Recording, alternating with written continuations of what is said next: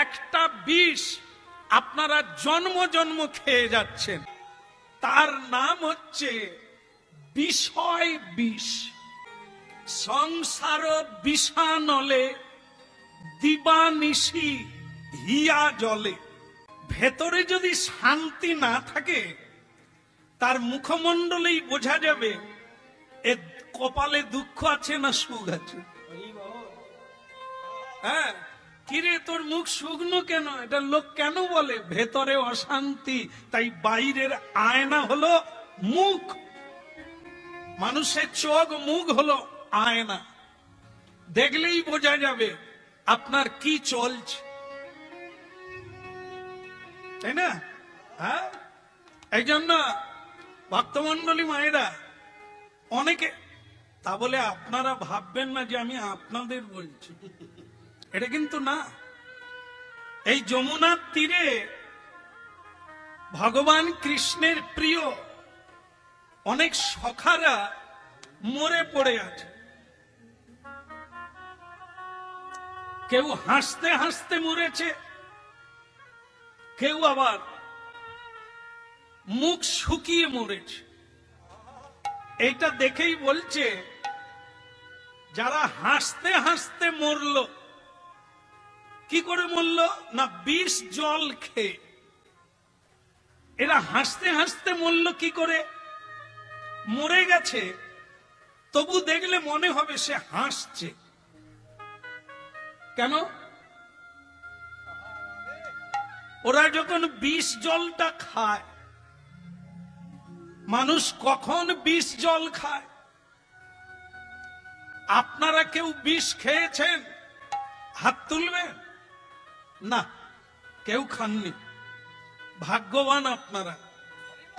তবে আপনারা বিষ বলতে যেটা বসেন কীটনাশক, থাইমেট, আর আমি নাম খুব জানি না, কারণ আমি তো কৃষক নয়, হরি নাম গেয়ে গেয়ে দিন কেটে গেল, তাই ঔষধের নাম আমি বেশি জানি না। তা আপনারা ভাবুন, ওই বিষ নয়, ও বিষ খেলে অল্প সময় ছটপট করবেন, হয় মরে যাবেন আর না হয় ডাক্তার আপনাকে ওয়াশ করে বাঁচিয়ে দেবে। কিন্তু একটা বিষ আপনারা জন্ম জন্ম খেয়ে যাচ্ছেন, আর সেটা দগ্ধে দগ্ধে মরে যাচ্ছেন। তার নাম কি? তার নাম হচ্ছে বিষয় বিষ। সংসার বিষানলে, কথাগুলো ধরে নে, সংসার বিষানলে দিবানিশি হিয়া জলে। এই সংসার রূপী যে বিষয়, এই পানে আমরা সদত ছটপট করছি। এই জন্য আমরাও বিষ পানে রত। যত তাড়াতাড়ি পারা যায় এই বিষ জল ত্যাগ করে ভগবানের অমৃত চরণামৃত পান করতে হবে। আমরা যখন বাড়িতে 4 বার খাই, সেই 4 বার যখন আমরা সেবা করি, আমরা যারা খাই কাকে দিয়ে খাই? না, সবাই ভগবানকে দিয়ে খায় না, খায় কিন্তু দেয় না। হ্যাঁ, এটি হচ্ছে মানুষের ধর্ম, দিয়ে খাবে। তার নাম দীক্ষা, দিয়ে খা। তার যেমন দেখবে বাজারের আপেল, কলা, বেদানা, শশা, এগুলোকে আমরা নাম ধরে বলি, দাদা শশা কত করে? 40 টাকা। এর বাড়িতে একটাও শশা গাছ নাই, বলে 40 টাকা। হতভাগা। এ তো 10 টাকার শশা খায়, সেগুলো কিরকম? বাঁকা, তাই আবার দু একটা ফুটোও আছে। কিছু কিছু সুবিধাবাদী লোক আছে, ভগবানকে ভোগ লাগাবে, বাঁকা শশা নিয়ে আসে, কম দাম। ভগবান বলে, তুই যেমন আমার সঙ্গে চালাকি করলি, এটা জানিস কি আমি কে?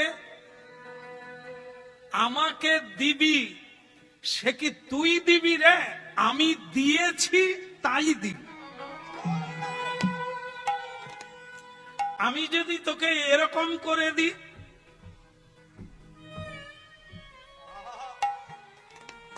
তা তুই রোজগার করতে পারবি? এই যে শরীরে বল, মাথায় বুদ্ধি, পেটে বিদ্যা কে দিয়েছে? আমি তো। তা আমাকে দেবার বেলা যদি বাঁকা শশা খুঁজিস, তাহলে তোকেও বাঁকিয়ে দেব। যেমন কর্ম তেমন ফল। এই জন্য একটু ভাবতে হবে। হ্যাঁ, কে কি করবেন আলাদা, আমাদেরকে একটু বলতে হয়, কারণ এই বলাটায় কাজ হয়। অনেকে বলে জানতাম না, এই জেনে গেলাম। আর যারা বলে ওসব জেনে লাভ নেই, খাটতে হবে, খেতে হবে, ওসব রেখে দে, রেখে দে। রেখে দিলেও যায় আসে না, কিছু করলেও যায় আসে। কিন্তু আমাদের কাজ হচ্ছে বলা, এই সত্যটাকে তুলে ধরা। নেওয়া না নেওয়া ওটা আপনাদের ব্যাপার, ওখানে আপনাদের স্বাধীনতা আছে। কোনটা নেবেন, কোনটা ছাড়বেন, কোথায় যাবেন, কোথায় যাবেন না, ওটা আপনাদের বিষয়।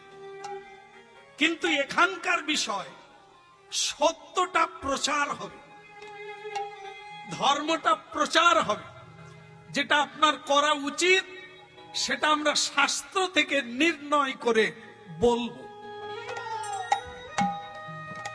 তাই ভক্তমণ্ডলী মায়েরা, যেটা বলছিলাম সেটা শোনো। আমরা দিয়ে খাই না, যজ্ঞ সৃষ্টা শীন সন্ত মুচ্চন্তে সর্বক্লিবশই, এটা গীতার বাণী। যারা ভগবানকে দিয়ে খায় না, তারা যজ্ঞ করে না, তারা গোমাংস ভক্ষণ করে, রক্তপুজ ভক্ষণ করে, পাপ ভক্ষণ করে। তাহলে ভাবুন, বাজার থেকে আপেল আনলেন, শশা আনলেন, কলা আনলেন, কিন্তু যখন সেটা ঠাকুর পুজো হয়, মন্দির থেকে ওইগুলো বেরিয়ে এলে আপনি কিভাবে গ্রহণ করেন?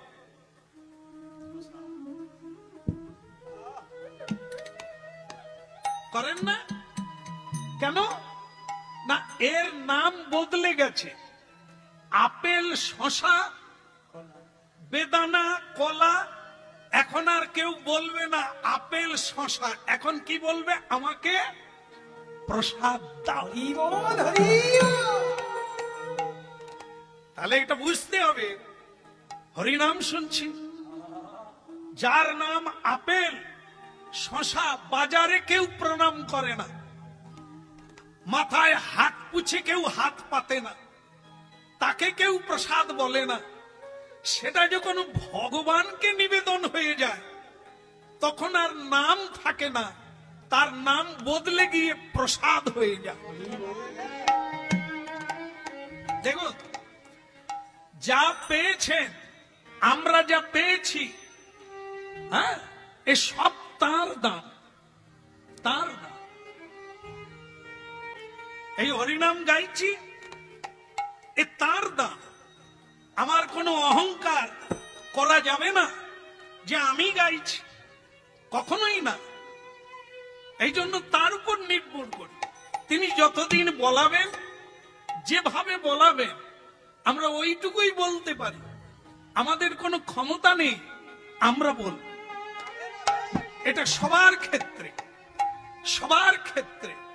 এই জন্য তুমি যদি তোমাকে ভগবানকে নিবেদন করে দিতে পারো, আহা, তুমি যদি ভগবানের দাস হতে পারো,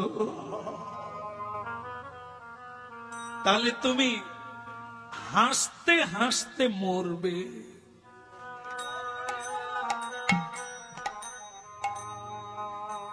তুমি তাকে দেখতে দেখতে মরবে।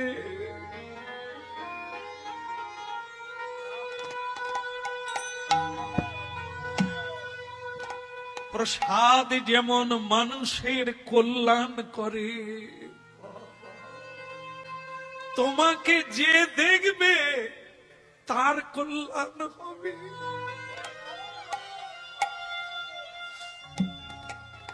তুমি যেদিকে যাবে মানুষ পাবন হয়ে যাবে, উদ্ধার হয়ে যাবে, কারণ তুমি প্রসাদ হয়ে গেছো। কৃষ্ণ বলছে, বন্ধু হাসতে হাসতে মরে গেলি, তার মানে তুই আমার কথা ভাবতে ভাবতে মরেছিস।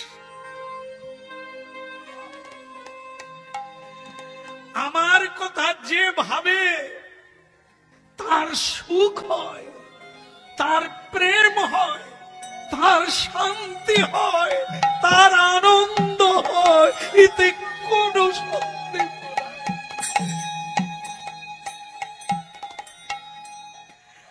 বলো না,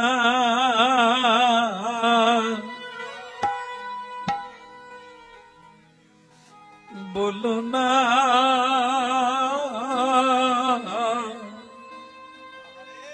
বলো না।